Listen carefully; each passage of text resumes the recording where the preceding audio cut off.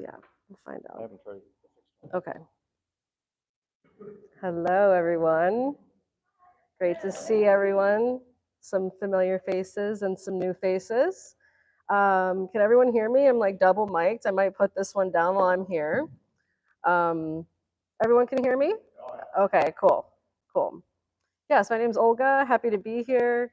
We had lovely Thai food before this, so thank you. I am on a tour. I've been on the road for over a month, and I have another month ahead of me.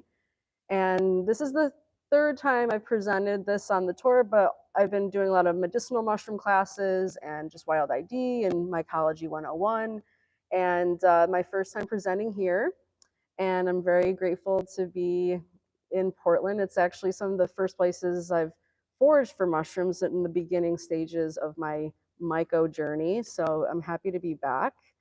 And I'm happy to share this visual journey of what we do in Greece when we go there or when I go there. And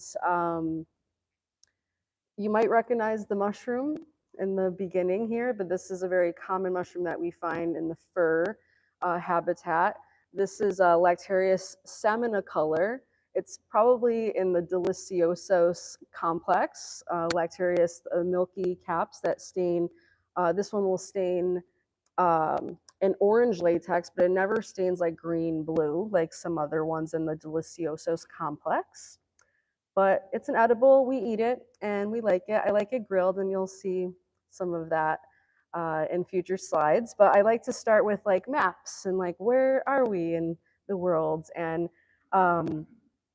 so Greece is composed, these are pretty much the provinces, if you will. I'm from the y'all can see the mouse, the little mousey on there, right? Okay. So I'm from this northwestern corner by the Prespes Lakes that are on the border of both Albania, Greece, and North Macedonia. My family stems from that region. It's heavily forested, a lot of mountains. But we go to like a lot of the areas in this area, Epirus, Thessaly, as well as central Greece, as well as northern Peloponneso. But believe it or not, there's also mushrooms along the coast, depending on the time of year, and even in the islands. Most people go to this area right here. This is Santorini. You might have heard that island. Very famous. I wouldn't go in the summer, lots of people, but that even Santorini has mushrooms, but more like in January, February when the rains finally start coming. But it's not a very forested island. And then yes, just Greece kind of like in a geographical setting. It's part of the Balkan Peninsula in the southernmost tip of it.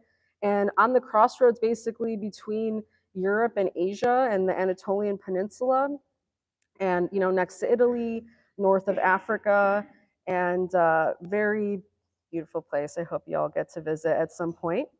And when you're in Greece, and especially when you're hanging out with me in Greece, you'll hear me saying manitaria a lot, and that means mushrooms in Greek, or manitari, singular. And that's one of my favorite field guides. There's a few mushroom field guides for Greece, and few of our finds from that day, mostly almond agaricus as well as macrolepiotas, some of my favorite. Who likes agaricus here? Okay. So, there is kind of this like hate for the agaricus mushroom. We don't hate the agaricus mushroom here. Even the white buttons from the store, we love them. Yeah, and that's me foraging around the Prespes Lakes, or harvesting, if you will, right? Driving down the road, finding some mushrooms, pulling over. We're finding beautiful macrolepiotas. Those are definitely some of the most sought after mushrooms in the north, and they're typically found in pasture open lands that have been grazed by sheep and goats, but between forests, if you will. And I always like to start with the people that like join me there and support my work there. This is Nina O'Malley and Charlie Aller from Mush Love Mushrooms in Virginia. They've been coming with me to Greece since 2018. And we also organize the New Moon Mycology Summit together, which is a multi-day mushroom gathering that we host out east, but we've done little stuff out west too. But they're kind of my go-to buddies that I bring with me to help me guide folks and find mushrooms. And Charlie is a scout. He will run up a mountain just to make sure where there's mushrooms, it's worth going up a mountain. Um, and then my friend Willoughby, that maybe some of you might know, Willoughby Aravalo, and his partner Isabel and his daughter Uma. They came with me a couple years ago. They're the founders of the Art and Fungi Project, which is out of Vancouver, BC. And Willoughby is also the author of DIY Mushroom Cultivation, one of the best mushroom cultivation books around. I highly suggest it. But he's an incredible mycologist and a chef, and just you might know them too from the mushroom color or mushroom aroma wheel, which is also on their website, which is fantastically creative. And I think they have like over like 80 scents on it, and it's this ever-growing wheel. And when they do a class about the mushroom aroma wheel, they bring it, and everyone forages, and we stand around. And it's like, what does this smell like? And we put it on the wheel and spin it, and it's a whole lot of fun. And then you might recognize this fella, Christian Swartz, author and naturalist extraordinaire, came with us a couple years ago as well.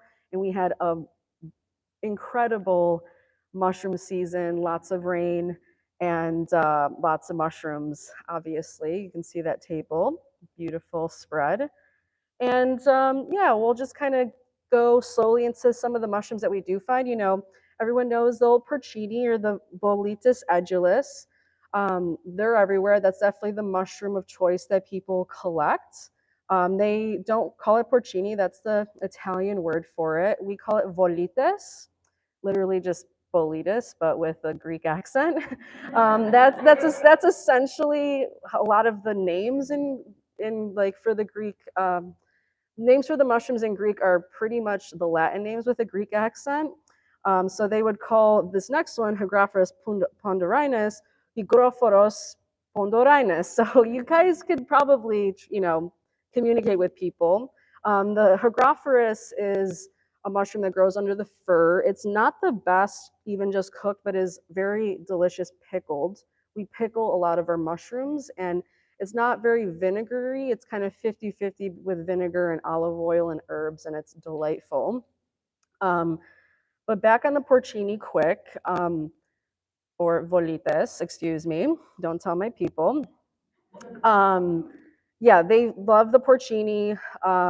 They love also the butter boletes, but there's a lot of volites that they gather. So not just the edulis, but a lot of varieties. Some other common ones that we find when we're there pretty much yearly, the Caprinus comatus or the shaggy manes or lawyer's wig, however you want to call it. I typically see that in spring and in fall. And we find chanterelles as well in the early parts of the year. These chanterelles are found in the fir forests. This is Chanterellus pallescens, so like kind of fading to white, if you will. They're lovely apricot smelling chanterelles. We love them, as you all know. But I will say that when it's like an incredible year for boletes or Caesar amanitas, people just walk over the chanterelles. So they don't care. They'll fill their freezers up and their drying racks with porcinis and Caesar amanitas, and they won't even really collect chanterelles if they don't need to, if you will. So lots of chanterelles. These are honestly some of my favorite. These are the large almond agaricus. I don't think they're actually arvensis. I forgot to change this. Forgive me. They're probably Agaricus crocodilinus, because they're very large. You can see one of them is like even the size of the diameter of the basket. They smell amazing. You might recognize there's other mushrooms in the basket. We also gathered more macrolepiotas, some Amanita rubescens, and we think these guys over here were potentially a lepista. We didn't eat it. We didn't know 100%, because when in doubt, throw it out, right? And we ate a lot of them for days. This is also a year where it was kind of like, okay, I guess we're going in the woods again to get more mushrooms, because there was just so many. And this was also, you can kind of tell from this picture with Nina, that we're in an open field area, like a pasture land. in the center or these edges between forested fir. And this pasture, this meadow, was about 1,600 meters high. So pretty up there and gorgeous. We also, this is so this is Nina, and this is Goro, this fella that has the little cafe in my family's village in Flamburo, Florina, in the northwestern parts of Greece. Um, this area in general is like noted for like having like really great trees and chestnuts and oaks. And so there's a lot of mushrooms. A lot of mushroom pickers from the southern parts of Greece will come up in this area. And Graphola frondosa isn't common here. Where I live in New York, we're filling up our back seats in 1 hour sometimes if we're lucky with the maitake, but it's not as common in Greece. And we found it a couple years ago right in the village at this beautiful sacred old monastery where there's a spring, and we were very excited. And we've also found, and you can kind of see the large oaks in the back there. And that's kind of like a place to find mushrooms, like typically probably anywhere in Europe, like an old church site or cemetery site, is a good place to find mushrooms because the trees are older. And in the basket, you might see some other guild mushrooms. That's the Grossobius cylindria or the Pio Pino, which you might recognize from like cultivated mushrooms and, if you're, or at the market. Those are great. And then Goro with, his large porcinis, he finds baskets, but his favorite mushroom to collect is the Amanita muscaria, and he cooks it for snacks and food. But he says he leaves some for a good time as well. So yeah, very mycophilic part of Greece. Definitely like further away you get from the coast, there's more mountains, so people are collecting mushrooms, they're gathering greens, they're fishing in the streams, fishing trout, and just probably raising sheep or goats, and they're shepherding still. So the traditional life ways are still there, and we're grateful for them. And um, Greece in general has a pretty rich like mushroom club or like culture, these mushroom societies. So this fella, I forget his name, I feel bad. But he's from more central southern Greece, but he comes up north when there's like big mushroom festivals, and he's always repping his like myco swag, and he has these cool patches. And I love the back patch where the skull and crossbones and like the Greek column with the mushroom cap on the top. And basically, it does say mushroom fans to the bone, but essentially it's mycophile to the bone. They're very serious. They have there's a lot of creative expression with the mushroom groups. And actually, I met this fella. I met him years prior, but I kept seeing him at these mushroom festivals where, the clubs and the societies are very different compared to here in the States, where when they do say, okay, we're going to have a mushroom festival in this one village, all the clubs come together. And I shouldn't even call them clubs because they're not really clubs. They're just like people. It's not as organized, if you will. But they'll meet up with the town. They'll get the town to shut down the square in the village. The whole village like shuts down, but the restaurants will stay open. A band plays all night till the morning light sometimes if there's the energy, and a lot of food is prepared for everyone to eat, and everything's free. And people do come to like learn how to gather mushrooms, but they're not like picking everything like how we have that back table where it's like we have the whole kingdom of fungi represented. Sometimes it's typically the way they're teaching people is like, okay, we're going to teach you how to identify boletes, the Caesar amanitas, black trumpets, maybe macrolepiota, and chanterelles or morels, depending on the time of year. So it's a little different. And I think just starting now, the last 5 years, there's more folks that are widening their myco education. But typically that's the 5 species that they're teaching people. It's definitely more like a folk traditionally driven culture versus academic and institutional culture. But when we do have these like mushroom festivals, there's these big pans that people are frying up mushrooms. Everyone's like complaining, like, let me show you how to do it. They're smoking cigarettes. He's like, you don't know how to do you got to saute the onions this way. And there's a lot of people, a lot of cooks in the kitchen, but it still turns out really good. Mushrooms are donated from local farms, as well as, the wild mushrooms that are collected during the day are brought in. And yeah, all this food is cooked and served to the people that attend the festival. And there's other things happening on the sideline, like people are making traditional bread and serving that as well. And there's bottomless sipuro, which we'll find out what that is later. But it's fun. And this fella here, he actually has a beautiful mushroom themed shop in Grevana, which we'll talk about soon. And also, I want to just say, like, I'm into questions, and people don't have to wait till the end. So if you have a question or want to like say anything, tell me. Let's engage.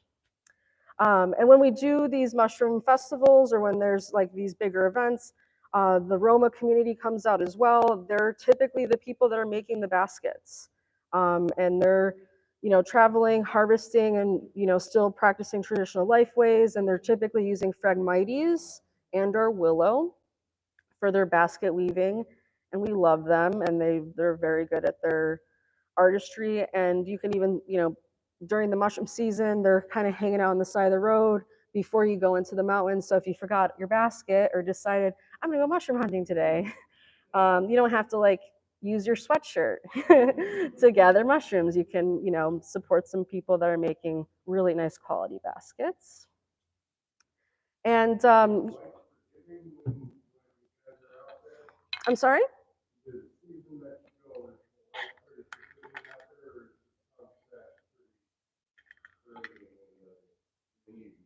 Well, it's about the same latitude as here. So yeah, so it's actually not like tropical or even more north. It's like 52, I think, like 52, 54. So when we go in the fall, yeah, we're like in by 7, but when we go in May, we're rocking till like 9, outside, because the light is, yeah, getting longer. So it's, yeah, pretty good, right? And yeah, typically we're not going in the summer. Greece is too hot. There's not a lot of mushrooms, and there's way too many people. So yeah, we stick to the peripheral season. We just chug a little water.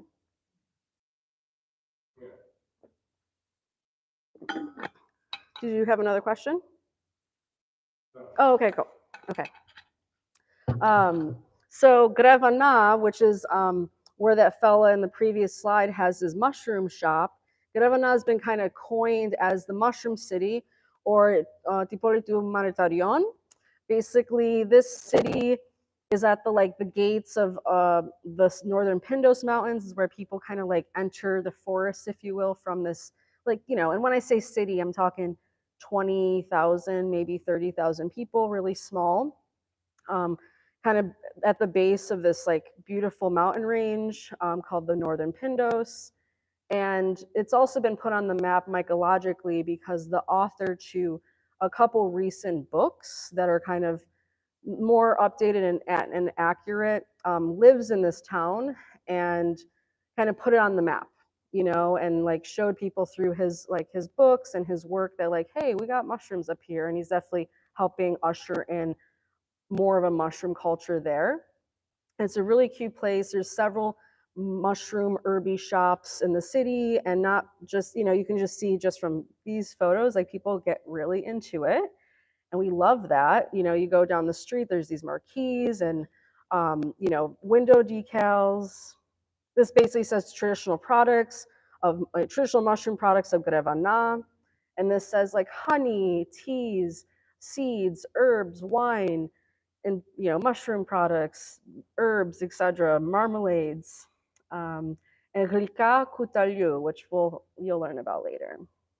And yeah, we love bringing people here because it's just kind of a myco file nerd spot that we love, because there's like mushroom statues all over town, and these mushroom shops that have giant jars of truffles and morels, and you're like, one day I'll have the ability to buy these all. We get very excited. And some of these shops are just really cute, and they've been there a while. They're representing a lot of the culture. These are some of the posters that they have. These guys are like just, common edible mushrooms. The middle one is common truffles found in Greece. And this third one is all different kinds of boletes, some edible, some poisonous or non-edible. This guy right here is the owner of the shop. This is Fotis, and he's with that author, and you can see their like hall. Hopefully you can kind of see what's going on there. You can see their hall there. I think those were volites, porcinis. And then he's advertising his chanterelle ice cream that he has. And then there's just a lot of different products. His store has over 300 different kinds of mushroom products and local herb products. And most of them are from wild sources. Some cultivated mushrooms are present, but he does a really incredible job.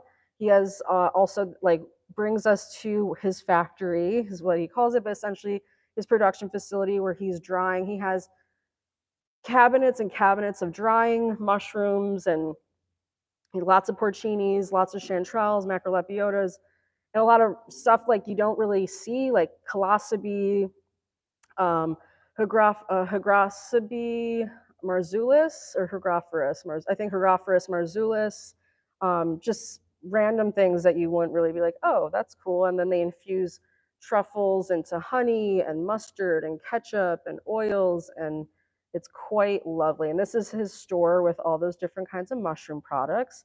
He also makes a mushroom, I'm going to call it spanakopita because that's probably how you know what that is, but it would essentially be called manitario pita, like mushroom pie, which is amazing. And sometimes it's with chanterelles as a sweet pie, or sometimes it's like, oysters and volites and different wild stuff too. Just more mushroom decals and some of their swag, their posters. People are really into it. There's just a beautiful culture. We're still in Gravana. You're walking the streets. This is like in their like roundabout in their center, like town hall area. And then Greece is, they don't pave over or block off the water, the natural water. They have a lot of spigots, and even if they're not running, this is a spring in the center of the city, one of the many, and they designed like beautiful mushroom decals around it. And this town, Gravana, also has a beautiful mushroom-themed restaurant that's called Avles, that is a museum all in itself, where there's hundreds of these figurines that are very anatomically accurate, and we love them. And I think they have about 80 of them. I'm not showing you all of them, but as you can see, there's one for chanterelles and the Caesar amanita. And I think that's made out of fimo or some type of clay, but we love it there. And they have really good food, more mushroom decals. This is from the store, the mushroom lamps. Did you see these? Okay. Yes. So, more in that restaurant, and then some of the field guides. This is the one that Yorgos, the guy from Gravana, has published. He has a second one too with kind of newer names. I do like the older field guides. I think they're just easier to use because they're dichotomous keys. I'm a sucker for a dichotomous key, guys. Sorry. But yeah, and more of the myco swag at this restaurant. It's really quite decorated well.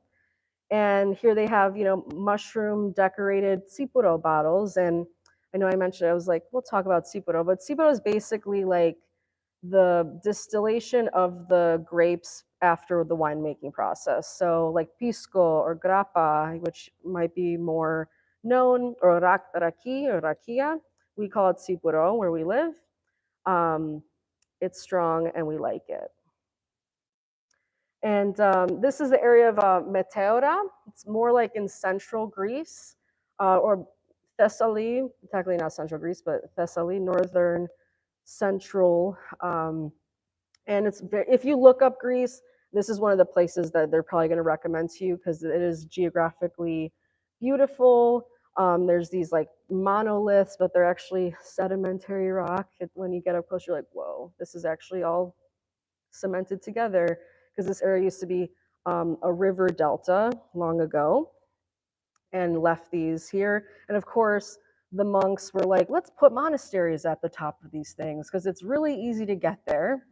And so people like tend to like go to this to like see these monasteries, but also there's like world-renowned rock climbing, and they have a natural history museum there that now has a mushroom museum portion in it as well. And it's really cute. They've done, it's a really small like mushroom museum, but it's really cute. A lot of murals.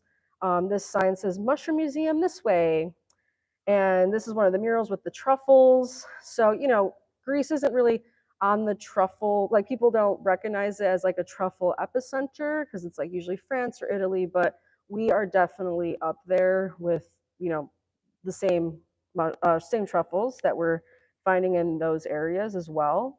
And what's really cute about some of these murals is that they're kind of three-dimensional, as you can kind of tell that this is like popped out. And some of the amanitas are kind of like coming out of the wall as well. And then of course little goth, little Grim Reaper vibes, because not all amanitas are edible and some of them are deadly. Learn your amanitas, y'all. And yeah, just more of the murals in the museum. We have these guys here are the Piopinos or the Agrasabi. They might be something else. I'm sorry if they're called something else. I am not the quickest learner on the new names for mushrooms, so feel free to correct me anywhere. And then we have the marasmus, honey fairy ring mushrooms, and then the helvelas, or the elfin saddles, if you will. And then we have the jack-o'-lanterns being represented growing under olive trees. So, as you know, this is a bioluminescent, or if you don't know, it's a bioluminescent mushroom. And this one grows pretty much, I've only really seen it at the base of olive trees growing in this area. They're lovely. And then Caesar Amanita is represented with his cloak, red cloak. And in this area, I don't have it pictured, sadly, but they had this whole room that's like separated based on tree diversity. So the oak forest represented the fungi there and the animals, and the beech forest and the fir forest, and it's pretty cool. And they have like their key for edibility and toxic or not edible and deadly, skull and crossbones, and also in like glass cabinets, they have, I believe that these were older, some of the first, I don't know, figurines, or I don't know the right terminology, but these are all made from wax. And I really think they've done a really good job. I wish I had more pictures of them to share, but they probably had about 50 species depicted out of wax, and they're done very well. We have the Lexinum depicted here, as well as Caesar Amanita eggs, and some Clavaria delphis, or the Hercules club, that we'll see later in the slides. And some of them are like paper mache for sure. Yeah, this definitely, does this grow here? The Cereoporus squamosus? This grows out east and like in the Rockies. Does this not grow here? Okay. Well, we have it out east, and it's definitely, yeah, out in, oh, I guess the one in the Rockies is actually Sarcodon. I'm thinking something else. Okay. Yeah. So yeah, we have this out on the East Coast. It's all right. It smells like cucumbers. It's pretty cool. And I've had it as a kimchi. It's very good. Or not cucumbers, I guess watermelon rind is really what it smells. And yeah, even the mushroom museum has its own little gift shop with dried mushrooms, and likely my friend Fotis, who has that big shop in Gravana, probably sources these guys, and they just kind of white label and put their logo on it. But it's okay. And some of the more mushroom lamps, people get really creative. We love their creativity over there. They really go for it. And yeah, we're gonna get into the forest, and really, I'm a plant person as well, and we're definitely doing both when we're there. We're like, okay, let's like look at these plants, and like a lot of medicine, a lot of aromatics, tons of different kinds of wild thyme, oregano, mints, like so many kinds of mints. But this is like kind of where we like to hang out, like on these like edges into the forest where there's these grazed meadows from the sheep and the goats, or sometimes cows. even though we don't like the cows as much into these lands because their poop burns the land. And it's definitely changing the ecology of the high meadows. Well, that can be another talk. But remember this mullein. I know we're like, why is there mullein on there? But this mullein drew me into this area where I found a very special friend, and I'm going to share that soon. We also like going into the oak forests. We find beautiful black trumpets. We also find Agrophorus russula, which is a edible that I do enjoy when someone else cooks it. I haven't figured out how to do it myself, but yeah, it is a more common edible with people that are more brave going outside of those 5 species that folks are like taught, you know, normally. And of course, the beautiful macrolepiotas. I mean, these can get super large. Um, they're some of my favorite mushrooms. I mean, I'll show you pictures of like them pickled and grilled, and yeah, we have a lot of fun with them. Also, and I tend to find the macrolepiotas too, like bordering more of oak and beech forests, not so much bordering in the meadows next to the fir. In the fall, and some, if we're lucky, sometimes they come out in the spring if it's a very wet spring and like staying kind of chilly and not getting too warm yet. These sometimes will come out then too.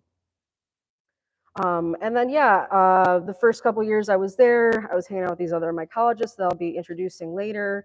They introduced me to this toxic mycena that I was like, hello, I would never think you would be so deadly. And of course, we have, it's not the best picture, forgive me. We have some sweet tooths or the Hydnum repandum next to some toxic Amanita citrinas, but gorgeous and all growing in the same forest around the oaks. More Macrolepiota procera, happy people. In the fir, we'll see tons of Amanita muscaria, tons of it. People really love collecting this for a food source. You know, and I think a little fun as well, but it's a gorgeous mushroom. Obviously, I know y'all have it up here, but I feel like the warts on this are a little bit more orange. They have like orangey on their warts, but maybe y'all have that here. Tell me.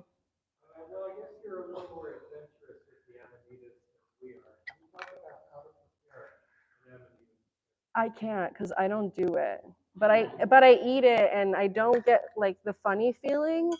But I think there are ways people do both. But yeah, like the fella that has the cafe in my village, like this is his favorite mushroom to eat. And when we do other forays with like a Greek mountaineering club in the Peloponnese, there are some people that like this is like all they gather, and they dry it and they love it.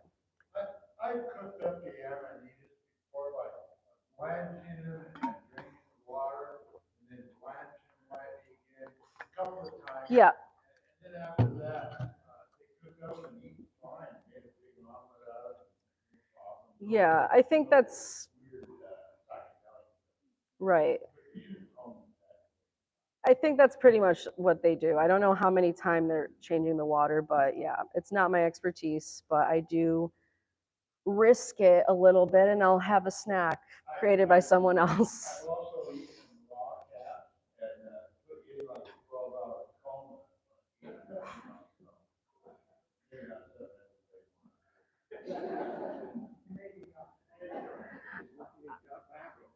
I've drank the dwarves wine out of the Amanita muscaria, which is basically when the muscaria becomes a chalice and the rainwater collects, you take a sip. And it wasn't that great. It wasn't that great. And it kind of felt like I'm almost there. And then you're like, I have a headache now. So maybe I needed more or less. Who knows? But they're fun mushrooms. And if you don't know, this mushroom has so much folklore. There's a whole presentation just on this mushroom alone, you know? And so if you want a rabbit hole about Amanita muscaria and Christmas, you know, connection, it's a fun time. So, but that mullein, if you remember that photo that from a few slides earlier, brought me to these. the wild Pleurotus orangeae, or the king trumpet mushrooms, that grow naturally there, terrestrially, and there's a few varieties there. The ones depicted are likely the orangeae, the true orangeae, because they're growing, it's not visible, but we can see some of the older leaves right here. They grow with the orangium, which is like a thistle-like plant. And the cows don't really eat that, or like the sheep don't eat it because it's a little too thorny for them. But this mushroom tends to grow around them, and you can see the white spore print right here. And I thought they were rocks at first. I saw that gorgeous mullein. I went to the mullein. I looked down and I'm like, are those rocks? They look kind of soft. And I touched them and they were these beautiful Pleurotus orangeae. And, I am a mushroom cultivator. So finding the wild versions of the cultivars, like I was really stoked because like, oh my God, but like, here's my like wild friends in the flesh. And, they're tiny. They're not like the big ones that you see, like, these were probably, I mean, you can tell that this is like barely, as big as my hand, and some of these ones were a little bit bigger. But they're lovely, and we love finding them. We typically only find these in the fall, and they're always growing in the same place. So it's interesting because it's like, well, they're growing like with the regium, but we keep on finding them. So it's just, I'm curious the ecology, is it even, could it be mycorrhizal potentially? And I will just say too that there's one that grows with the wild fennel and one that's like, growing with the giant wild fennel. There's a Pleurotus or Orangii, Pleurotus ferruliae, and then Pleurotus naburdescens, which is like more rare and found in like the more of the islands and shorelines with the wild fennel. And that's really rare, but it does grow larger and depicts more of that characteristics that we see from the cultivars. Yeah. Okay.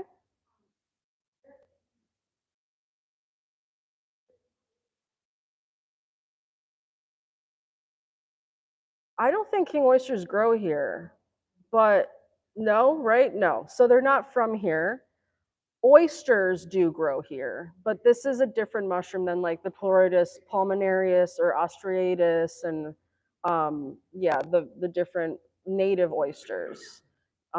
They both have like this lilac white spore print and stuff like that, but typically the oysters that you might see are growing on wood.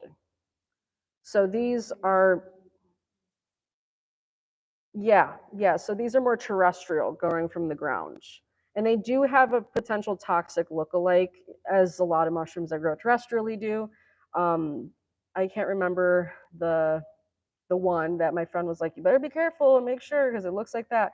But yeah, these won't be found here, but they're found at the grocery store and at your farmer's market, and they're much larger, and you can do a lot more with them culinarily for sure. King trumpets are a really great mushroom to get very experimental with in the kitchen. Very fun. Thanks for asking. We also have Protus ostratus. I know it doesn't look like the blue oyster, and this might, if you know your tree bark, you're like, wait, that looks like a conifer.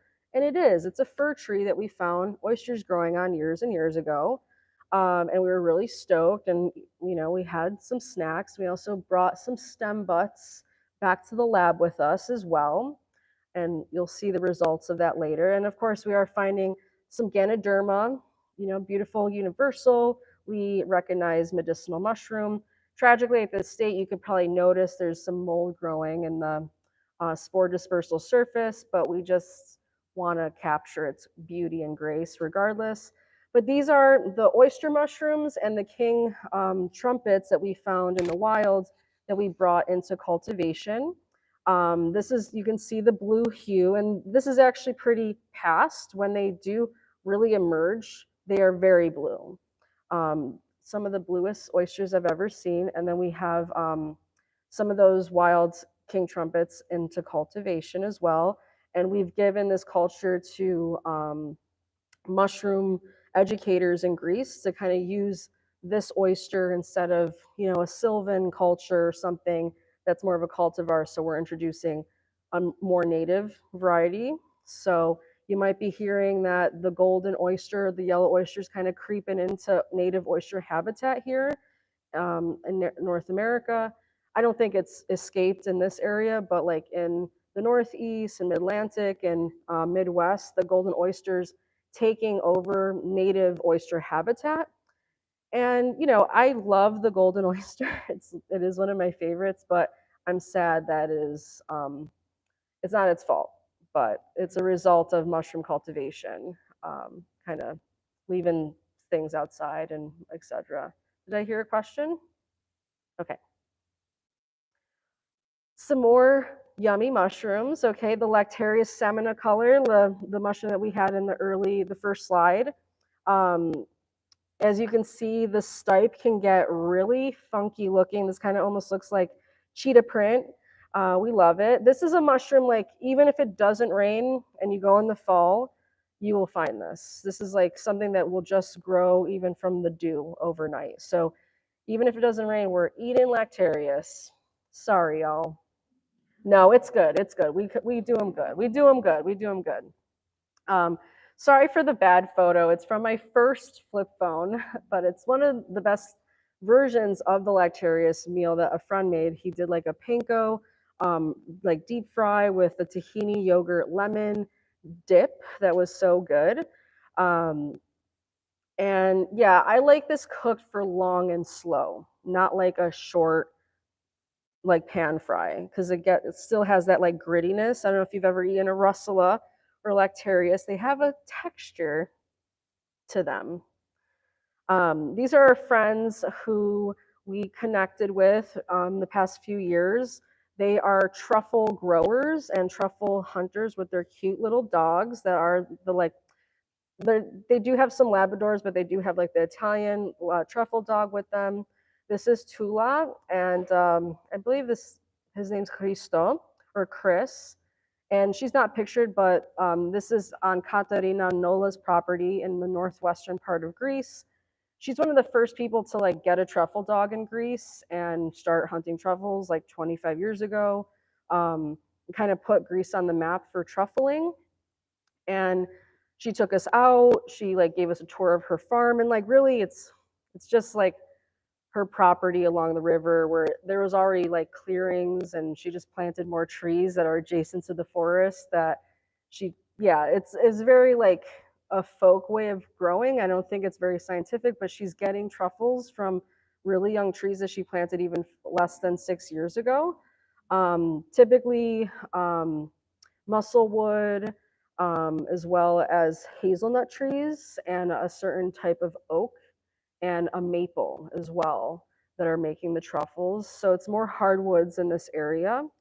And she'll take us out, and her dogs are really well cared for. That's something that, like, tragically, you kind of have to know, like, who is gathering the mushrooms, who's gathering, or how are the people treating their dogs that are gathering the mushrooms. So we've worked with, or I've been around and adjacent to other truffle people early on coming back to Greece, and I was appalled at how these people were treating their dogs. Tragically, there is a lot of animal abuse there. It wasn't even until like 20 years ago that people like consider dogs and cats pets. It's not the most friendly. I mean, if you've traveled abroad anywhere, you know that there's a lot of like street dogs and cats everywhere, and we do love them, but sadly, not everyone does. My dream one day is like homing street dogs and teaching them how to hunt truffles. That'd be a dream.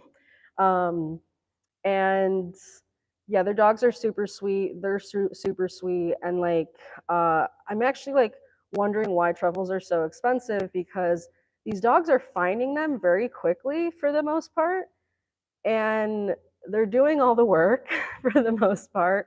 And I mean, we filled half of a basket in less than an hour. And I'm like, why are these so expensive? It seems like they're everywhere when it's the season for them. So I'm hoping that this stops becoming a luxury food item, and like we can kind of make this for everybody, because there's a lot of cool research being done that truffles. Yeah, there's some good good theories coming out. William Padilla Brown is releasing a truffle movie that's really talking about like how we have truffle receptors in our brain, like the cannabinoids, and yeah, really interesting coevolution with us as well, not just pigs. If you don't know, truffles smell like the pheromones of the wild boar. So if you like the smell of truffles, you like the smell of wild boar pheromones, which is okay. It's okay. We can like that. But after we do the truffle hunting and we're like, we're hanging out with the dogs and just like passing around these truffles and like, oh my God, oh my God. They treat us to a beautiful meal, multi-course meal, featuring truffles in every dish and other wild mushrooms. Not only are they finding, this is the vestium, it's technically the burgundy truffle, but it's like the summer black truffle.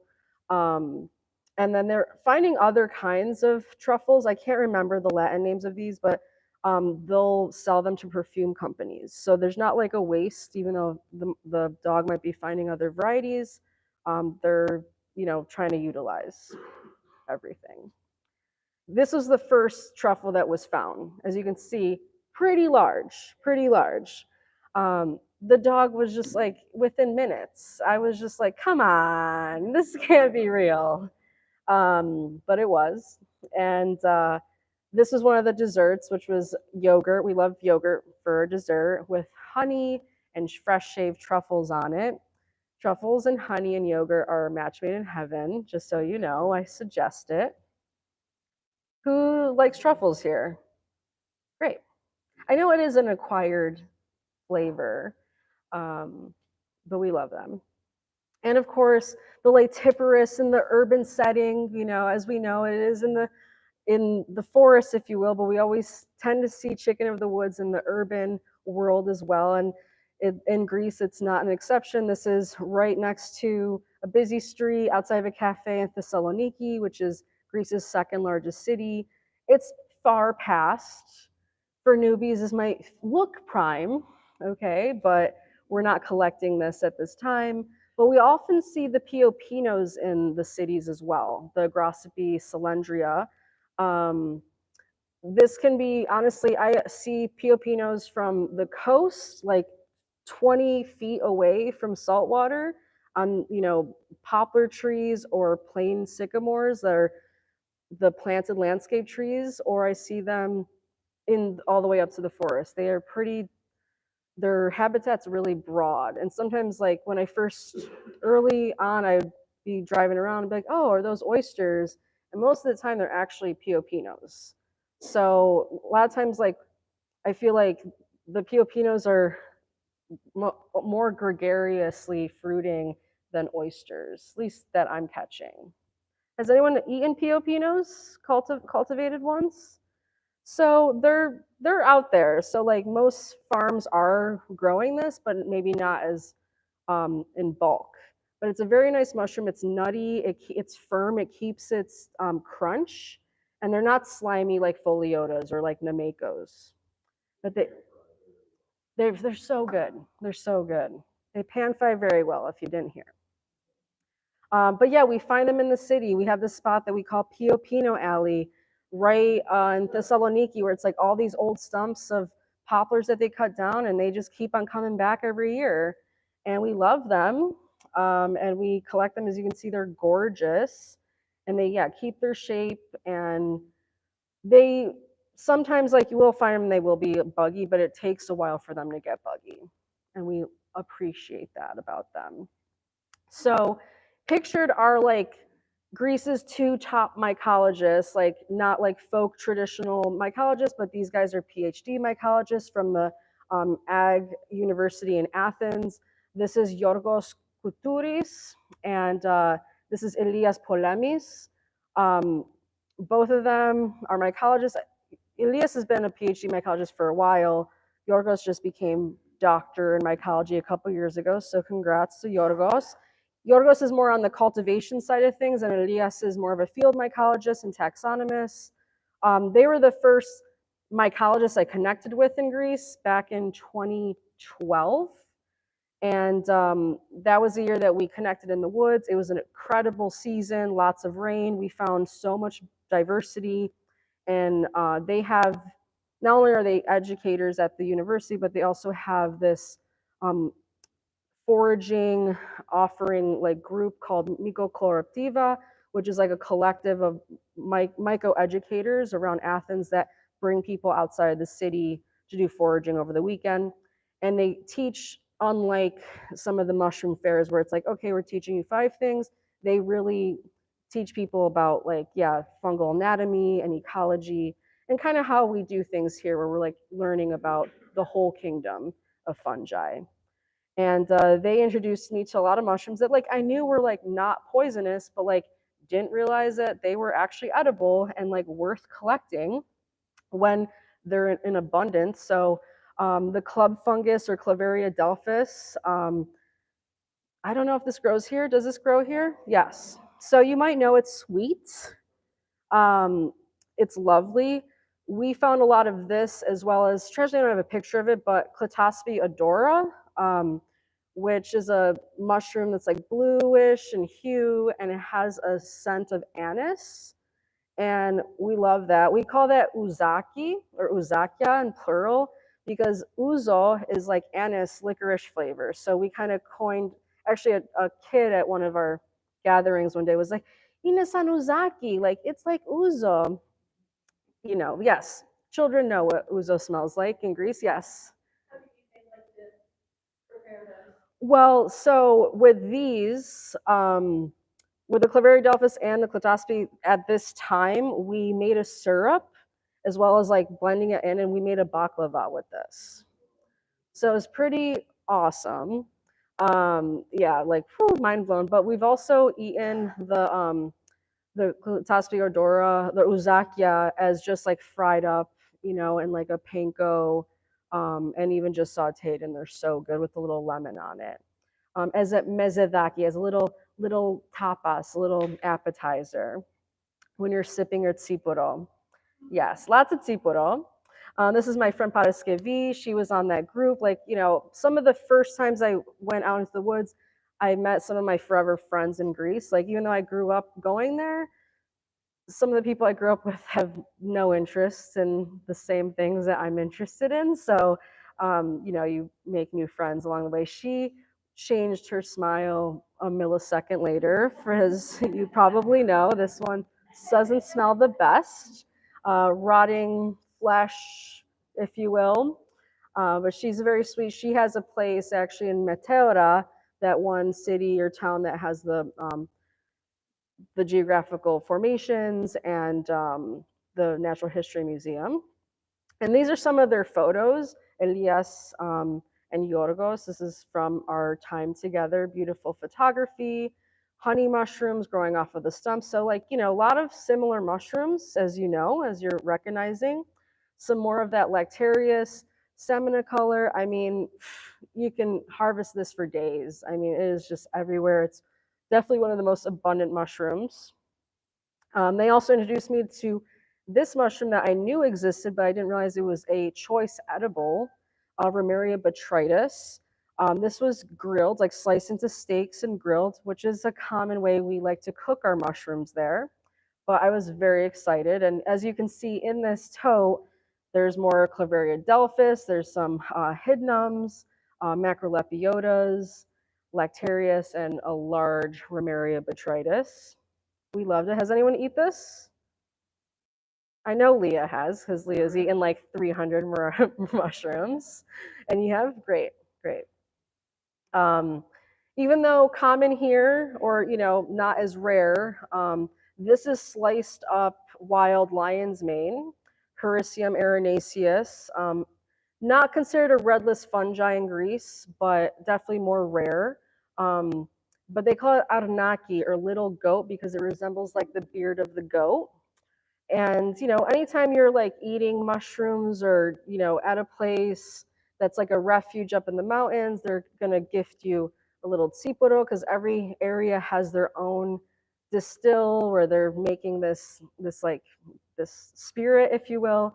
And you're whether it's this or wine, they're always giving you some snacks because you can't drink without some food. It's just taboo. And then more in my area, we have beech forests, chestnut and beech, chestnut, and oak forests. This is the Fomes fomitarius, but as you probably realize, it doesn't look like the ones that we have here in North America, which are more narrow, more blue. This is definitely the one that they're making the hats out of in Romania. This is like first or second year growth. They get very large. We call it iska. That's the like one of the common names for it in Greece. This is like first year growth, like super huge. These ones are growing from beech. These ones are growing from poplar or like a cottonwood. They're gorgeous mushrooms. These were traditionally used, not on purpose, but most don't know that the Nazis occupied Greece as well as most of the Balkans, and the Nazis burned tobacco factories in the fields. And Greece, you might notice that guy smoking a cigarette over the food. We do love smoking cigarettes in Greece. It's a common thing, more than you probably are comfortable with. And they were pretty much forced to smoke iska, the Fomes fomitarius, because the Nazis took the tobacco for themselves or burned the fields. So a little, when in dire times we're smoking foamies. Thank you, ancestors. Another mushroom in the beech forest, we have the Russula cyanoxantho.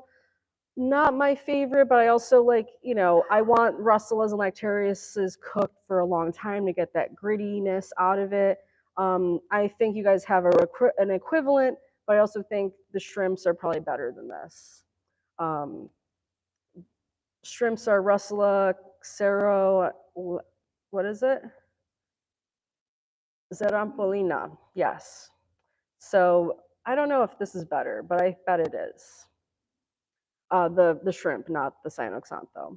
And in these northern forests, it's also, we have other beautiful plants, and as well, all over Greece, we have these springs. So this is a site and a very old growth beech forest. We have beech trees with a diameter of like 10 meters, absolutely stunning forest. And thankfully, it's been left because they're close to these old monasteries or these old churches, these proto-Christian churches that in this area, it's not pictured, but you can kind of see this wall here. This church site was built in like 1023. It's like 2 rooms, really small, made out of stone. The doors entering the church are mushroom shaped, but it was probably a holy site pre-Christian because there's all these springs feeding into this one creek where there's these ancient groves of beech trees and elder or sambucas. And this is what you see here is a giant old elderberry tree. You can't really tell, but the trunk of it is like 4 to 5 feet in diameter. It was one of the biggest sambucas of my life, and it had all its like grandkids around it, all the younger sambucas around it. This is on like the I shouldn't say the coast, but the bank of like a spring-fed creek. And as you can tell, I'm there in the spring because it's flowering. And the whole drive up to this area, I'm like, what am I smelling? It was intoxicating and incredible. And I was bringing people there every year. And then I brought one of my dearest friends to this area because it is a lovely mushroom foraging site. And they cut this tree down for nothing, not even for anything. They're not literally nothing.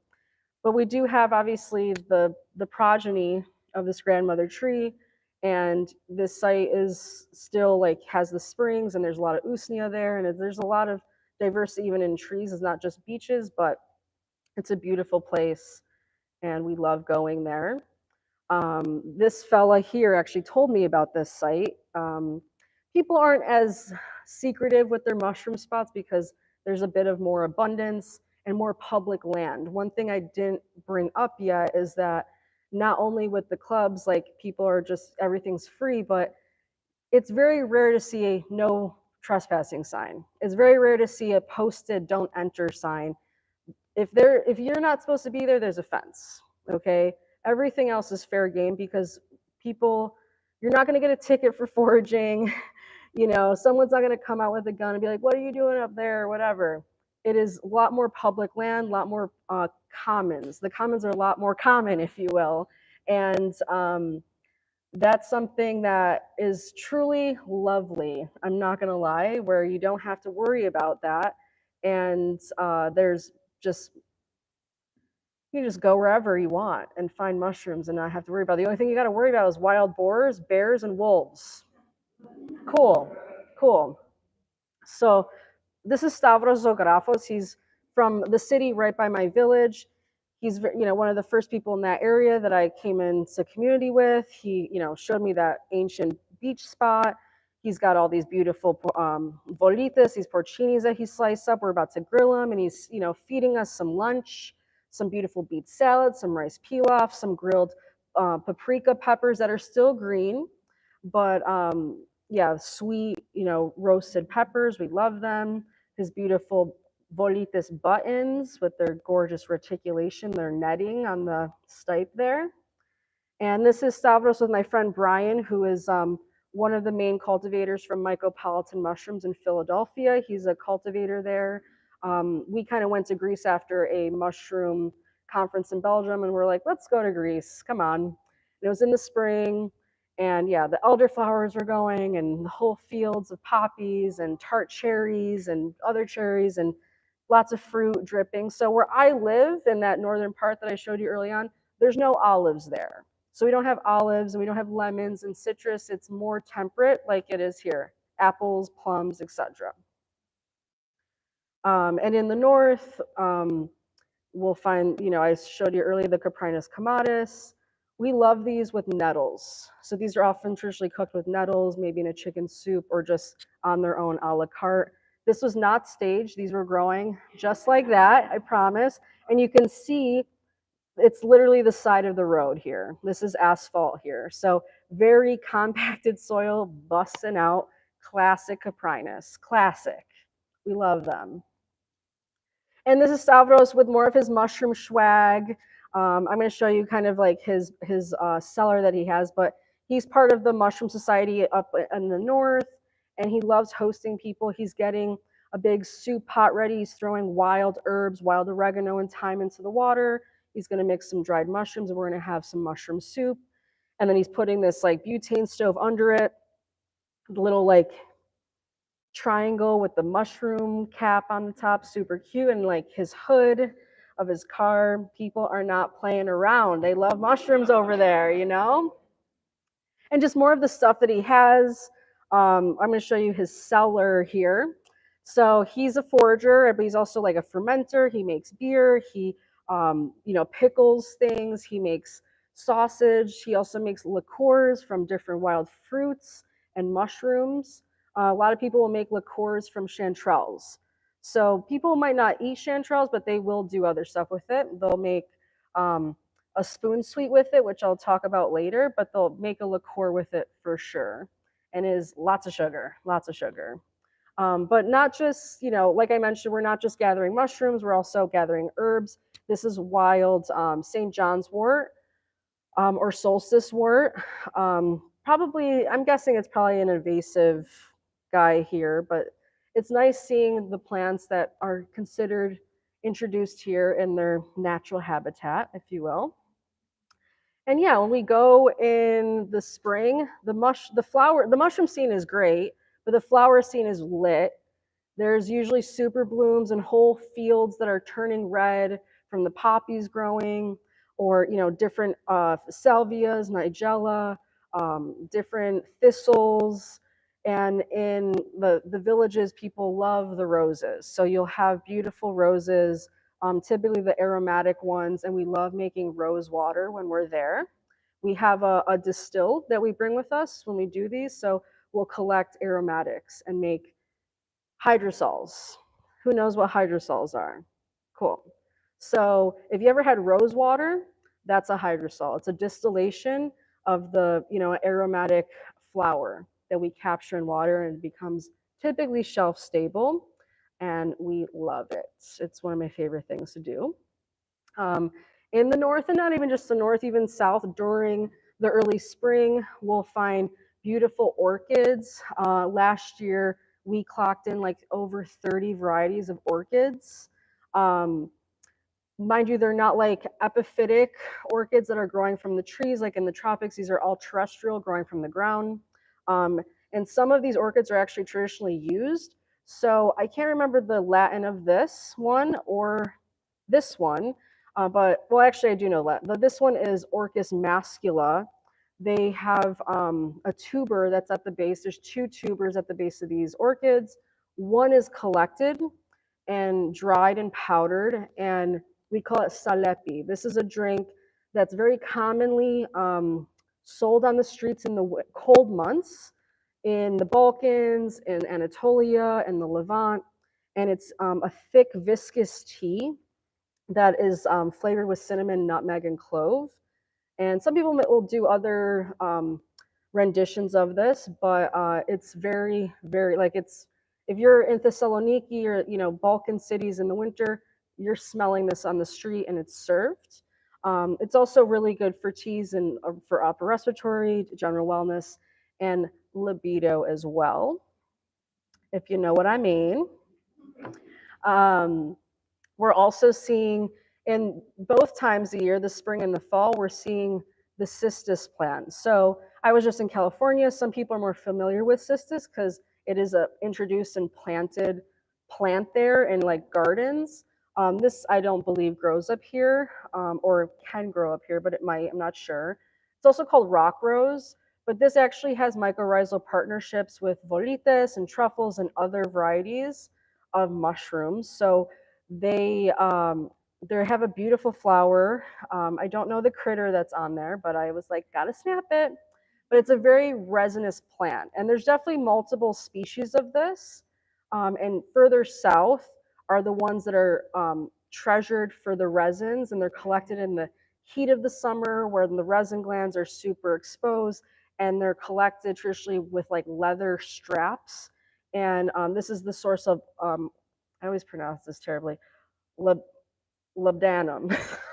Sorry, um, but it's a precious resin that is used in perfumeries and even in pharmaceuticals. And the word on the street is this is actually what was brought by one of the things that was brought by the three kings to Jesus, because it does grow in the Levant as well.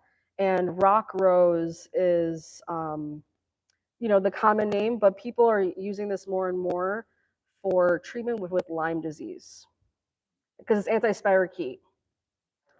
Okay, cool. We're almost done. We're almost done.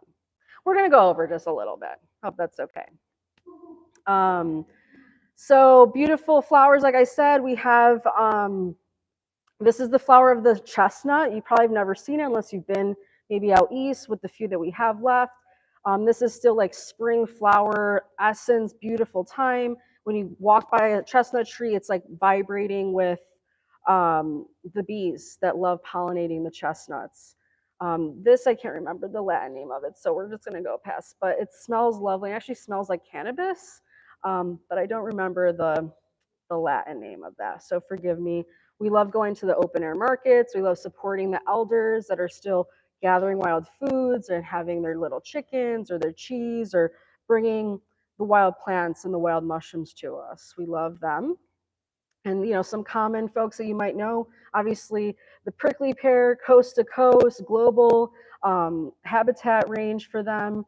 And people will make liqueurs from the fruits and eat them, but it's definitely more common in the south and coastal regions. And I don't know if this grows here, the arbutus, the strawberry tree, okay? So non-native, to my knowledge here, but native there. And they tend to grow with pine. And I went to Corfu, an island on the Ionian Sea, where there's an old growth um, arbutus forest. They call it Kumaria there. And we found Caesar amanitas growing there. We found Lactarius volemus and a lot of the Bradley Lactarius. I don't know if that's a common name here, but we call them the Bradleys, the three Lactarius that kind of stain brown when they exude their latex. So we were really excited because those are yummy edibles. And it was a gorgeous forest right along the sea. And some other lovely medicinal plants. We have the sea buckthorn, Epophyus. You might have heard this, got a lot of omegas like salmon does. It's a really strong medicinal plant, as well as the chase tree, which grows more coastally, also known as vitex. You might have heard that plant before. And of course, the lichens are present. I don't have the gorgeous pictures of usnea, but there would be usnea here, but we do have usnea in Greece as well. And this is like what the chestnuts look like after the bees pollinated them. Thank you, bees. And this is the chanterelle liqueur with the spoon sweet of the chanterelle, or the kutaryu. These are the chanterelles that basically, the spoon sweet is like a mushroom or a fruit or a nut or a vegetable that gets soaked in sugar for 40 days in the sun. And it gets cured in sugar. And then that's the result. And typically, when you go to someone's home, they give you a spoon sweet of whatever is endemic to that area. So where I'm from, the spoon sweet is typically like a walnut or a plum or a cornelian cherry, a cronus. But further south, it could be of orange or kumquat or rose.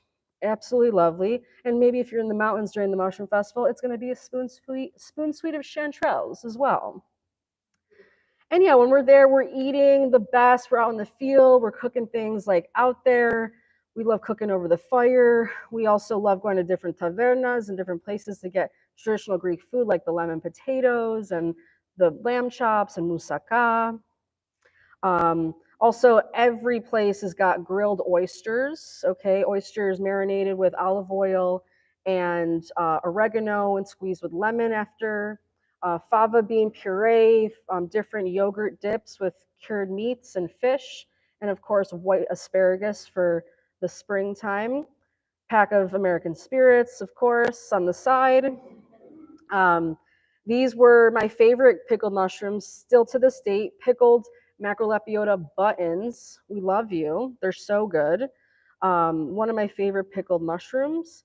And yeah, just more traditional foods. Avrolemonon, this is an egg lemon soup, stuffed squash with mushrooms and rice and meat. Tzatziki, everything's fresh. It's hard to find a bad meal in Greece. Even even the like corner stores and stuff like that, there's like someone's auntie in the back cooking. We love that. Okay. I know. So yeah, we have some different kinds of cultivated mushrooms prepared differently. The oysters on the grill that you're seeing here, kind of just put on there. But that's how we traditionally like to eat our mushrooms, is grilled. And this is kind of like when we're on the coast, we got seafood and shrimp and sardines and anchovies. Um, yeah, more oysters on the grill. These were sent back, these lactarius, because I was like, I need these cooked longer. I'm sorry. He didn't know. It was his first time cooking lactarius, but I was very kind about it, like, please, just a little longer. And he agreed. So, but this is generally how we like to cook, on the grill, outside, barely any plates, and people are just using their hands, and people are smoking cigarettes and dancing, and music's going, and the moon's out, and Dionysus is happy. All right. But here we have Lactarius on the grill, nice and slow, that grittiness or that crunch, if you will, it gets cooked out. Here we have macrolepiotas on the grill. Every time it's finished on the grill, lemon is squozed. We squeeze that lemon on everything at the end. If you don't know, now you know. And this is the mastoras of the grill that night. I forget his name, but I'll never forget him. He really needed to know about how we cook everything. He was very careful, because sometimes the people on the grill aren't the mushroom experts. So you're working with them to make sure everyone's surviving. And then this is my friend Haris, who has a beautiful place in Mount Parnassus, basket full of macrolepiotas in the back, and she's getting them panko crusted so we can fry them in olive oil with a little bit of oregano, and then yes, we squeeze lemon on it at the end. But it is divine, and as you can see, we were swimming in mushroom caps. And just I like to talk about the water in Greece because it's amazing, and most people know Greece for its beaches, but all the water is holy, as you know. Water is life. This is the Ionian Sea. And as I mentioned earlier, that we don't pave over our springs, we celebrate them, we keep them accessible. This spring site is probably hundreds of years old. These are in villages where sometimes like you don't have to have a water bottle. You're just slipping because there's like 10 springs just in one village. Or you walk a certain trail, you don't even need a water bottle because there's springs right on the trail. This is a spring from one of the springs in my village. It was the structure around it was built in 1903. This is one of a hot spring river, Thermopyles, which is kind of famous because it's the battle between Persia and Greece or something at 300 BC. I do quotes because I think that was a movie. Not that I don't think it happened, but it was a movie, 300. I'm bad with Greek mythology and history because there's so much and I can't keep up. Just more beautiful natural hot springs. Another thing about the holy waters and the healing waters of Greece, few of them are privatized. There are definitely spas and places where you pay to enter, but there are a tremendous amount of hot springs there that are public, open 24 hours, and anyone can go. And people have tested them for their therapeutic properties. And some of the, like this spring is called psorineria, like psoriasis, psoro. So it's like a skin healing spring, as well as this one. And then one area, in this area here, you can go to several different hot springs in under an hour because they're all that close to each other. And they're all free. This is northern Greece and Halkidiki, beautiful. This is like the northern Aegean water, absolutely beautiful. We love it. Back to the Ionian. Who wants to go dipping? I do. And this could be you with a bunch of mushrooms and mushroom people if you want to join me in my ancestral homeland to eat and forage and collect and just stay connected. And it's usually a multi-generational group of people. We had someone celebrating their 25th birthday and someone celebrating their 71st birthday at that time. So it's a really good group of people. I say usually, there's always someone, but but we've really the past few years has been just fantastic. And yeah, this is coming up in May. We have a few spots left. This is definitely the one that we're doing mushroom stuff, but we're also focusing on plants. Um, and this is, yeah, the dates for October. We're not going in June, but we are going every year. So if you can't make it this year, please, shoot me a message if you want to know when we release dates in 2026. And I'm usually bringing people there from here, like North America, as well as inviting Greek mycologists and Greek herbalists and botanists as well. And it's a chill time, like also we're not doing museums, we're not doing Parthenon and, really big touristy stuff because I've realized that some people zip through museums and some people spend hours in museums. And I just don't want to deal with everyone's different times of how they want to navigate like some of these more touristy spaces. So we just kind of chill in the woods and then we go a little swimming and stuff like that. So less touristy stuff, more ecologically rooted activities. And this is me, Smoked on Mushrooms in Rochester, New York. I really appreciate being hosted here and given this opportunity to share my work. And I've been going to Greece my whole life, but I hadn't returned there as a mycophile till like mid 20s, like over 15 years ago. And every time I go, like as you all know, like every time we go in the woods, we're learning something new. We're learning other fungi and meeting new people and connecting to the natural world. And I feel very grateful of being able to do that here, coast to coast, as well as in my ancestral homeland. And yeah, connecting to the lands there and the food and the water and the people. And I love bringing people there. And if you don't know, Greeks love hosting people. It's part of our culture. And we will feed you till you can't move as well. So you will not be starving at all. Okay, so thank you so much.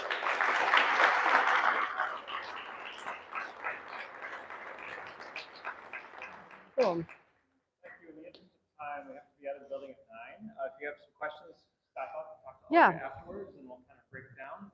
But thank you very much. Thank you. Super interesting, and I am super hungry. Yes.